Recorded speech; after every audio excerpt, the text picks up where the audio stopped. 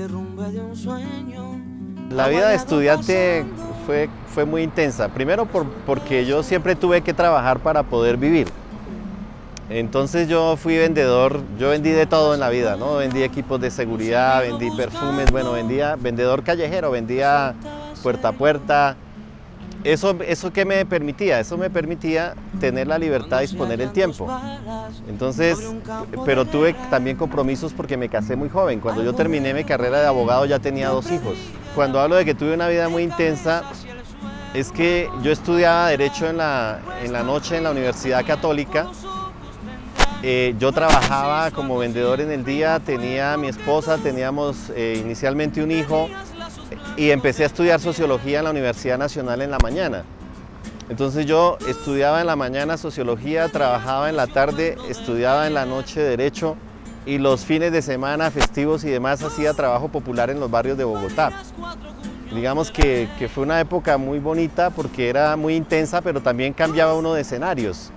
Mientras estudiaba Sociología en la Nacional, con muchos jóvenes, con profesores muy progresistas, leyendo autores y demás, en la noche estudiaba Derecho con policías, con funcionarios públicos, con gente que tenía otra visión del mundo, pero a la vez estaba en la calle en el tema de las ventas, buscando vida, haciendo cosas, y los fines de semana estaba en los barrios populares viendo pues un poco cómo la gente llegaba a Bogotá a fundar barrios, a invadir tierras, a tratar de sobrevivir en una ciudad totalmente agresiva, desigual y demás. Y obviamente en esos esquemas también pues se veía la represión que había. Recordemos que eran años de estado de sitio, de detenciones arbitrarias, de juzgamiento de civiles en tribunales militares, ¿no?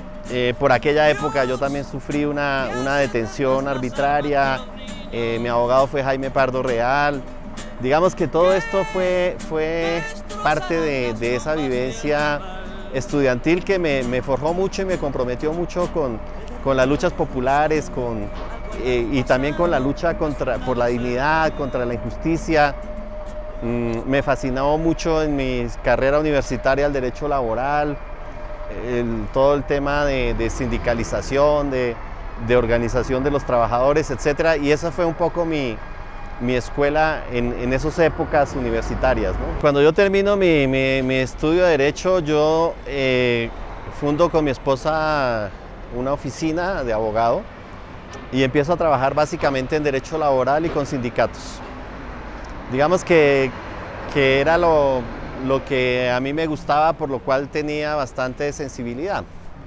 Pero inmediatamente que estoy haciendo esto, me doy cuenta del problema que se estaba viviendo, que era la represión contra los sindicalistas, contra los trabajadores, y aparece la oportunidad del colectivo de abogados. En ese momento yo me vinculo, estoy hablando del año 90, al colectivo de abogados Social Bea Restrepo, que para mí es donde yo hago mi carrera y mi vida como abogado. En el colectivo de abogados Social Bea Restrepo es donde realmente yo me hago defensor a fondo de derechos humanos.